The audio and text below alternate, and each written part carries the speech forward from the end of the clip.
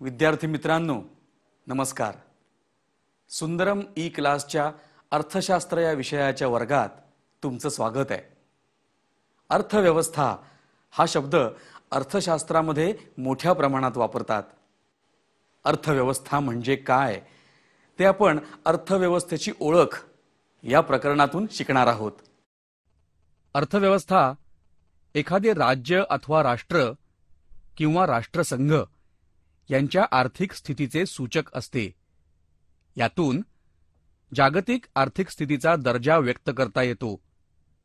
जागतिक अर्थव्यवस्था ही जागतिक आर्थिक स्थितीचा दर्जा व्यक्त करते. अर्थव्यवस्थेत उत्पादक उपक्रमांची पातळी जितकी अधिक असेल तितका त्या अर्थव्यवस्थेचा आर्थिक दर्जा उच्च प्रतीचा असतो. अर्थव्यवस्थेचे परस्पर संबंधी उत्पादक उपक्रम अनेकविध असतात. शेती, कारखानदारी व विविध प्रकारच्या सेवा ज्या बाजारात किंमत देऊन विकत घेण्यास लोक तयार असतात, अशा गोष्टी अर्थव्यवस्थेची वृद्धी ठरवत असतात. मोफत पुरवलेल्या देणग्या, हवा, पाणी, नैसर्गिक पर्यावरण या उत्पादक उपक्रमासाठी आवश्यक असल्या तरी आर्थिक उलाढाली मानल्या जात नाहीत. त्या विपुल प्रमाणात निसर्गात असल्याने त्याची प्रत्यक्ष किंमत मोजावी लागत नाही. उत्पादक किंवा अनुत्पादक क्रिया. उपक्रम विशिष्ट किंमत मिळण्याच्या दृष्टीनं इतरांसाठी केला असेल तर तो आर्थिक परिभाषेत उत्पादक उपक्रम मानतात. अर्थव्यवस्था लोकांच्या गरजा व मागणी यावर अवलंबून असते. एखादा उपक्रम विशिष्ट किमतीत मिळण्याच्या अपेक्षेने इतरांसाठी केला जात असेल तरच त्याला आर्थिक परिभाषेत उत्पादक उपक्रम मानतात. एखादी वस्तू उत्पादन करून लोकांना मोफत पुरवली तर ती मात्र उत्पादक क्रिया किंवा आर्थिक उलाढाल मानली जात नाही. उदाहरणार्थ, मोफत नेत्र तपासणी शिबिर. स्वतःच्या गरजा भागवण्यासाठी किंवा स्वानंदासाठी केल्या जाणाऱ्या कृती. उदाहरणार्थ, शेतकरी शेतीत स्वतःसाठी पीक घेतो, त्यावेळी तो कोणत्याही मोबदल्याची अपेक्षा ठेवत नाही. एकूण समाजासाठी समाजसेवकांच्या विनामूल्य सेवा या देखील उत्पादक मानल्या जात नाहीत. राज्य, राष्ट्र अथवा राष्ट्रसंघ यांची अर्थव्यवस्था. एखादा प्रदेश, राज्य, देश अथवा यातील उत्पादक उपक्रमांची गोळाबेरीज होय. राज्यातील उत्पादक उपक्रमांच्या गोळाबेरजेस महाराष्ट्राची अर्थव्यवस्था असे म्हणता येईल. राष्ट्रीय पातळीवरील सर्व बाबींचा एकत्रित विचार करतो तेव्हा त्यास राष्ट्रीय अर्थव्यवस्था असे म्हणतात.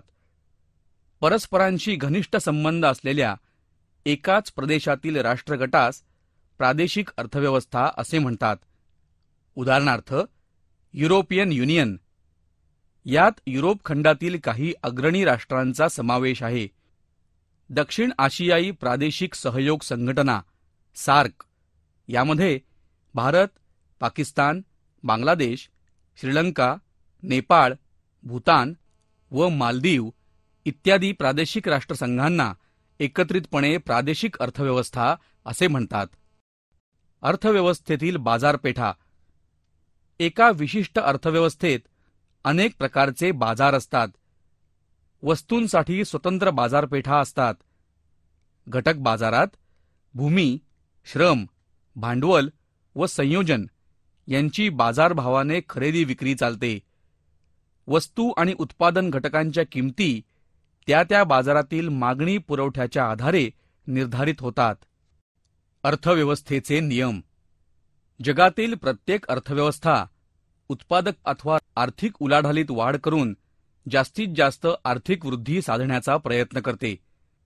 काळाबरोबर आर्थिक उलाढालीची पातळी वाढत जाणे हे आर्थिक वृद्धीचे, पर्यायाने त्या अर्थव्यवस्थेतील लोकांचे राहणीमान उंचावते. परस्पर संबंधित आर्थिक उलाढाली. परस्पर संबंधित आर्थिक उलाढालीचे स्वरूप स्पष्ट करण्यासाठी अर्थशास्त्रज्ञ ॲडम स्मिथ यांनी ग्रामीण अर्थव्यवस्थेचे साधे उदाहरण नमूद केले आहे. शेतकरी शेतमालाचे उत्पादन करतात. त्याच्या उपभोग गरजा भागवल्यानंतर जो शेतमाल शिल्लक उरतो तो बिगर शेतकरी, व्यापारी, लोहार, कुंभार, सुतार इत्यादी ग्रामीण कारागिरांना विकतात. वस्तू व सेवांचा विनिमय ग्रामीण अर्थव्यवस्थेत प्रवाह निर्माण करतो. अशा परस्पर संबंधी उलाढालीतून ग्रामीण समाजाला उत्पन्न व रोजगार मिळतो. ग्रामीण अर्थव्यवस्थेचे हे साधे प्रतिमान राज्य, राष्ट्रीय, प्रादेशिक व जागतिक अर्थव्यवस्थांमध्ये विस्तारित होते. अर्थव्यवस्था या संकल्पनेविषयी काही प्राथमिक माहिती मिळाल्यानंतर त्याची व्याख्या पुढीलप्रमाणे. वेबस्टर शब्दकोश. एखादी अर्थव्यवस्था म्हणजे संपत्तीचे उत्पादन, वितरण आणि उपभोग यांचे नियमन करणारी व्यवस्था. अर्थव्यवस्था म्हणजे संपत्तीचे, साधनसामुग्रीचे इत्यादी काळजीपूर्वक व्यवस्थापन करणारी व्यवस्था. कुटुंबे, व्यवसाय आणि शासन यांचे उत्पन्न, खर्च, बचत व गुंतवणूक यांचे व्यवस्थापन म्हणजे अर्थव्यवस्था. वरील सर्व व्याख्यांचा एकत्रित विचार करून आपण अर्थव्यवस्थेचा सोपा अर्थ पुढीलप्रमाणे काढू शकतो. विशिष्ट कालखंडात एखाद्या अर्थव्यवस्थेच्या रहिवाशांनी केलेले एकूण राष्ट्रीय उत्पादन, वितरण आणि उपभोग इत्यादी आर्थिक व्यवहार होत. विशिष्ट कालखंडात राष्ट्रीय उत्पादनाचा विस्तार म्हणजे आर्थिक वृद्धी. आर्थिक वृद्धीवर लोकांची राहणीमान पातळी अवलंबून असते. प्रत्येक अर्थव्यवस्था उच्चतम आर्थिक वृद्धी गाठण्याचा प्रयत्न करते. आपल्यातील लोकांची राहणीमान पातळी उत्तरोत्तर वाढवत नेणे हा मुख्य हेतू असतो. अर्थव्यवस्था 3 प्रकारच्या असतात. 1. भांडवलशाही, 2. समाजवादी आणि 3. मिश्र अर्थव्यवस्था. प्रथम 1. भांडवलशाही अर्थव्यवस्था. यामध्ये उत्पादनाच्या साधनांची मालकी व व्यवस्थापन खाजगी स्वरूपाचे असते. 2. समाजवादी अर्थव्यवस्था.